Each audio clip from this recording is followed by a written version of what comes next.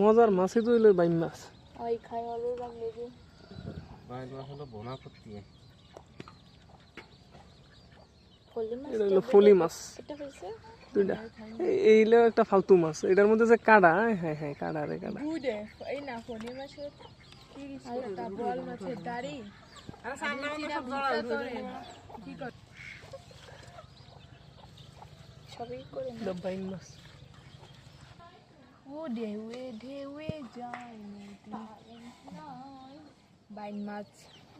এটা হলো ফলি মাছ। আর একটা এটা কি মাছ? রয়না। রয়না, মলা ডেলা।